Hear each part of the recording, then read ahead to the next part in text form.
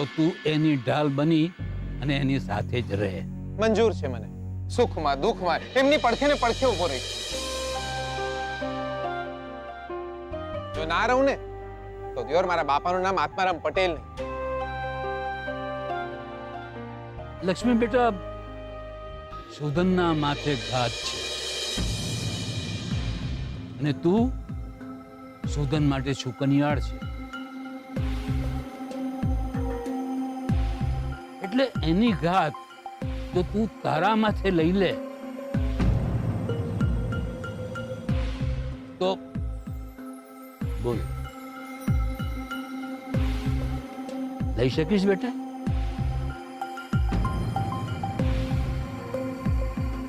હા.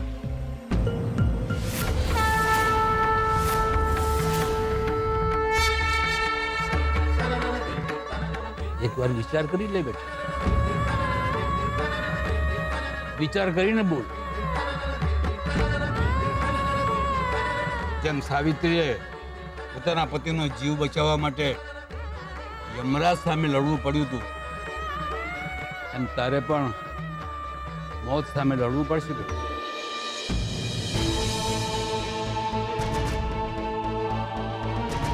જે શોધનના માથે મોટામાં મોટી તકલીફ છે એ તારે તારા માથે લઈ લેવી પડશે. એની ઘાત, એના કાળનો પડછાયો તારે તારા માથે લઈ લેવો પડશે. બેટા, વિચાર કરી જો, એમાં તારો જીવ પણ જઈ શકે છે. મને મંજૂર છે શાસ્ત્રીજી. અને મને બી મંજૂર છે.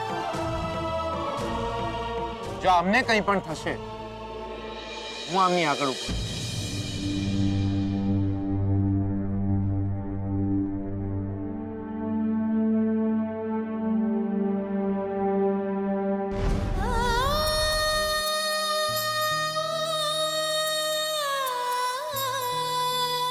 ચાલી જઈશ, ચાલી જઈશ બહુ જ દૂર, હંમેશ માટે. નહીં રહું તમારા જીવતરમાં, ન યાદ બનીને ન ફરિયાદ બનીને.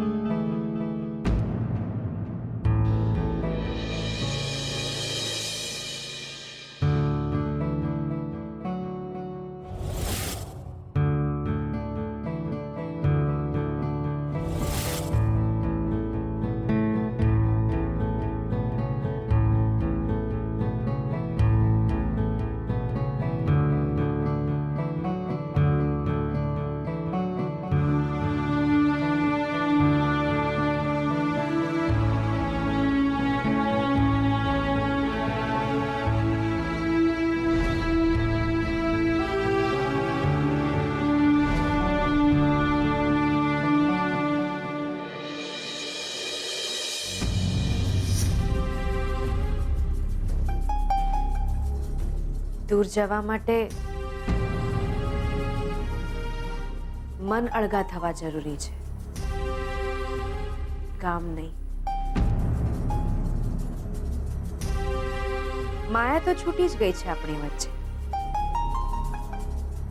તો હવે ગામ પણ છૂટી જશે.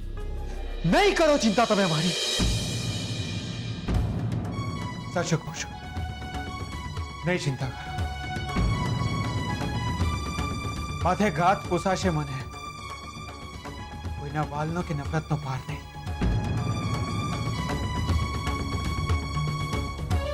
બહુ ગુસ્સો આવ્યો મને તમારા ઉપર,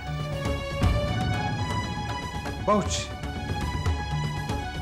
ઘરમાં ડેડના આવા સમાચાર આવ્યા છે અને તમે અને જીગર સિવિલ મેરેજના કાગળિયા પર સહી કરી રહ્યા છો.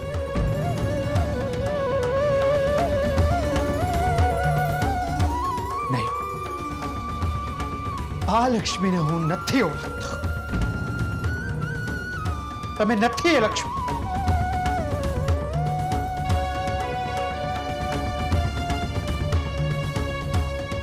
એક લક્ષ્મી હતી જેને મેં રસ્તા પર માથે રાત લઈને મારાથી દૂર ભાગતી જોઈ હતી. આ સાવ અજાણ્યા શહેરમાં ક્યાં જઈશ એની પણ એને ખબર નહોતી. એ લક્ષ્મીને એ બસ દૂર ભાગી રહી હતી એટલા માટે કે હું સુખી થાઉં.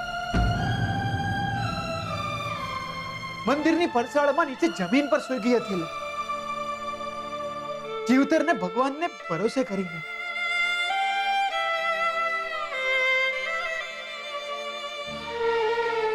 જે લક્ષ્મી માત્ર ને માત્ર મારા સુખ માટે જોડતી, હું રાજી રહું એના માટે એ સહન કરતી લક્ષ્મી.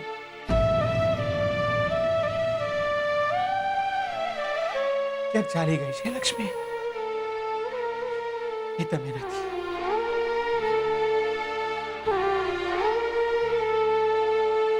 એ તમે નથી.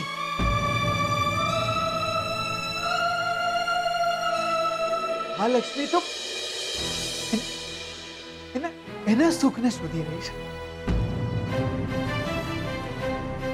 ઘરમાં ડેડના મરણના સમાચાર આવ્યા છે અને આ લક્ષ્મી લગ્નના કાગળિયા પર અંગૂઠા છાપી રહી છે. તમે લક્ષ્મી નથી.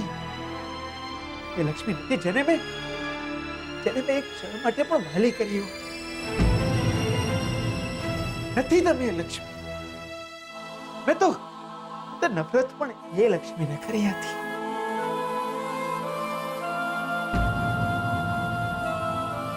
તમે સાવ અજાણ્યા લાગી રહ્યા છો. તમે આજે સાવ અજાણ્યા.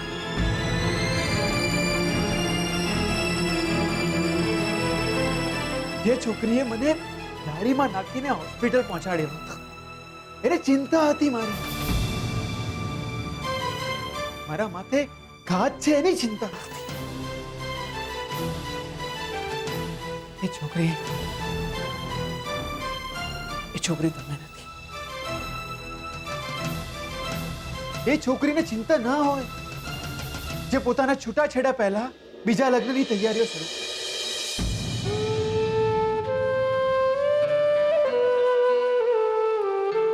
હું રિક્વેસ્ટ કરું છું તમને, વિનંતી કરું છું તમને, તમે ચાલ્યા છો. આપણા વચ્ચે હવે કઈ જ નથી રહ્યું. એટલે વિનંતી કરું છું તમને કે ચાલ્યા જાઓ પ્લીઝ. જી નાના શેઠ, કઈ બાકી રહેવું પણ ના જોઈએ. ન વાલ, ન નફરત,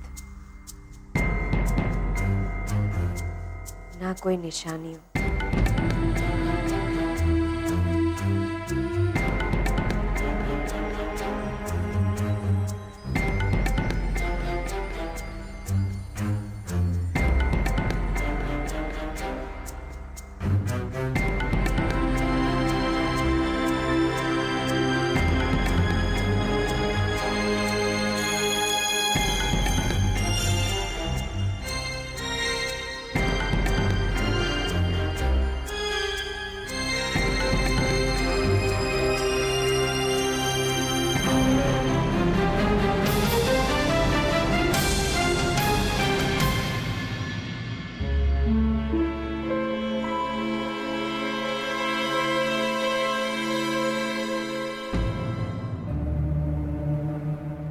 કોને ફોન કરતી હતી? શોધનને.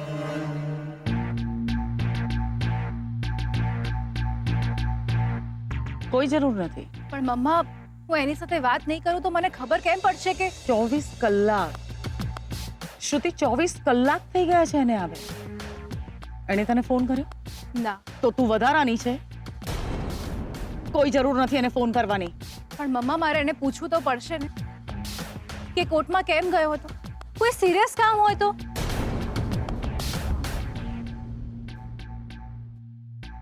હા, કદાચ કોઈ મર્ડર કેસ ચાલતો હોય. મમ્મા આ શું બોલે છે તું?